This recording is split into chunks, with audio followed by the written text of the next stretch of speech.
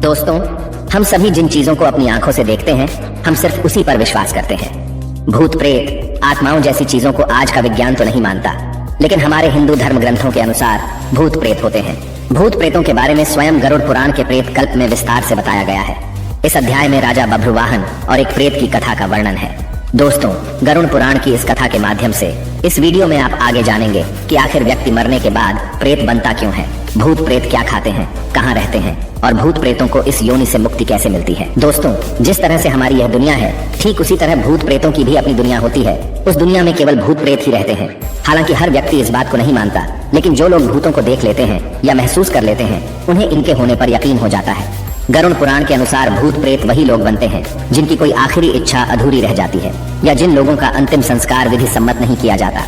ऐसे मनुष्यों की आत्मा को शांति नहीं मिलती और ऐसे ही मनुष्य मरने के बाद प्रेतयोनि में अनंत काल तक भटकते रहते हैं। शास्त्रों में लिखा है कि जो व्यक्ति भूखा, प्यासा, संभोग सुख से विरक्त, राग, क्रोध, द्वेष, लोभ, वासना आदि अतृप्त इच्छाएं लेकर मृत्यु को प्राप्त होता है, तो वो अवश्य ही भूत बनकर भटकता है। इसके अलावा जो व्यक्ति दुर्घटना, हत्या, आत्महत्या आदि से मरा है, वह भी भूत बनकर भटकता है। ऐसे व्यक्तियों की आत्माओं को तृप्त करने के लिए श्राद्ध और तर्पण किया जाता है।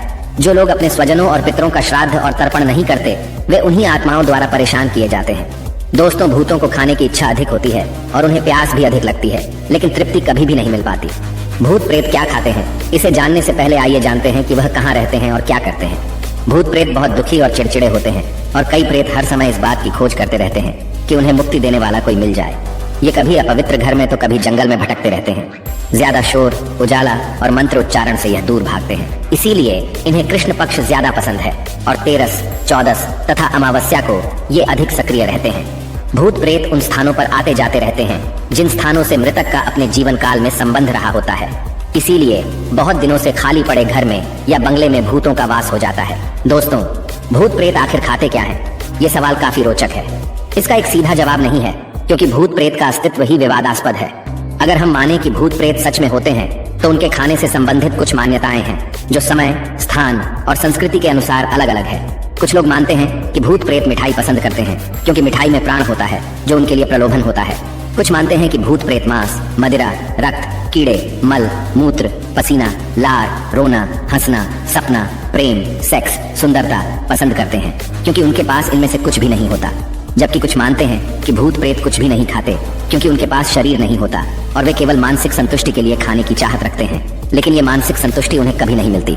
लेकिन अगर गरुड़ पुराण की बात करें, तो इसका सटीक उत्तर अध्याय 7 के प्रेत कल्प में मिलता है, जिसमें एक प्रेत ने एक राजा को भूत प्रेत क्या क्या खाते पीते हैं इसका वर्णन किया है। तो दोस्तों, अब आइए गरुड़ पुराण में लिखित त्रेता युग की उस कथा को जानते हैं, जिसमें एक प्रेत ने एक राजा को प्रेत योनि से जुड़े आश्चर्यजनक तथ्य बताए हैं, जिसे जानने के बाद आपको भी अपने प्रश्नों के सारे उत्तर मिल जाएंगे। दोस्तों, एक बार पक्षीराज गरुड़ ने भगवान विष्णु से पूछा कि हे प्रभु, किन कर्मों के कारण मनुष्य मृत्यु के बाद प्रेत योनि को प्राप्त होता है? प्रेत योनि में उसे क्या क्या कष्ट मिलते हैं और प्रेत योनि में वह क्या खाता पीता है? कृपया कर विस्तार से बताएं। इसके उत्तर में भगवान विष्णु ने गरुड़ से कहा, हे पक्षीराज, तुम्हारे प्रश्न के उत्तर में मैं तुम्हें त्रेता युग के महाबलशाली और धर्मपरायण राजा बभ्रुवाहन के विषय में बताता हूँ। राजा बभ्रुवाहन धर्म कर्म में विश्वास रखने वाला प्रजापालक राजा था। एक बार वह शिकार पर गया और शिकार करते करते घनघोर वन में वह भटक गया। बहुत भटकने के बाद जंगल के बीच में उसे एक तालाब दिखाई दिया। राजा थकान और भूख प्यास से बहुत व्याकुल था। उसने जलाशय में पानी पीकर स्नान किया और एक पेड़ के नीचे आराम करने लगा। तभी एक भयानक प्रेत उसके सामने आया और बड़ी विनम्रता से कहा, हे धार्मिक व्यक्ति, आप कौन हैं? आपके संपर्क में आने से मेरा प्रेत भाव छूट गया है। तब राजा ने उस प्रेत से पूछा, तुम कौन हो और किन कर्मों के कारण तुम्हें यह प्रेतत्व प्राप्त हुआ है और यहाँ इतने डरावने घनघोर वन में क्यों हो तथा किस विधि से तुम्हें इस योनि से मुक्ति प्राप्त होगी? तब प्रेत बोला, हे राजन, जिन मृतकों का अंतिम संस्कार, श्राद्ध तर्पण, दशगात्र विधान जैसे कर्मकांड नहीं होता तथा जो लोग अकाल मृत्यु, अपमृत्यु और पाप कर्मों से मर जाते हैं, वे सब प्रेत रूप में यहाँ निवास करते हैं और अतृप्त अवस्था में हमेशा भटकते रहते हैं। हे राजन, हम प्रेत किसी भी भौतिक वस्तु को ग्रहण कर तृप्त नहीं हो पाते। इस वन में सुंदर फल विद्यमान है, फिर भी मैं भूख प्यास से पीड़ित हूँ, क्योंकि मुझे जल और फल किसी की भी प्राप्ति नहीं हो पाती। हे राजन, अब मैं आपको अपने पूर्व जन्म के बारे में बताता हूँ। मृत्यु से पूर्व मैं विदिशा नामक नगर में रहता था। वैश्य जाति में उत्पन्न हुआ था। उस जन्म में मेरा नाम सुदेव था। मैं खूब दान करता था। देवताओं पितरों को नियम से पूजन तर्पण आदि किया करता था, जिससे वे संतुष्ट रहते थे। किंतु मेरी कोई संतान न होने से मेरे सभी पुण्य कार्य निष्फल हो गए। मेरा कोई मित्र, बंधु, बांधव नहीं था, इसलिए किसी ने मेरा अंतिम संस्कार नहीं किया। इस कारण मुझे प्रेत योनि की प्राप्ति हो गई और मैं अनंत काल से इसी योनि में भटक रहा हूँ। मुझे भूख और प्यास तो लगती है, लेकिन मैं तृप्त नहीं हो पाता।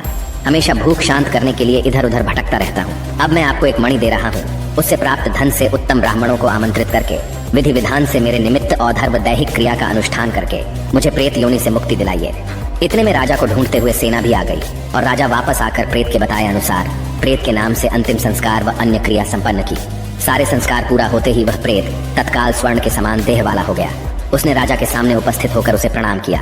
उसने राजा बभ्रुवाहन की दयाशीलता की प्रशंसा करते हुए उनके प्रति घोर कृतज्ञता व्यक्त की और उसके बाद वह अपने पुण्य कर्मों के फल स्वरूप तत्काल स्वर्ग चला गया। दोस्तों, इस कथा से एक यह बात भी पता चलती है कि मृत व्यक्ति के निमित्त उसके परिवार वाले ही नहीं बल्कि कोई भी अंतिम संस्कार की क्रिया को संपन्न करा सकता है।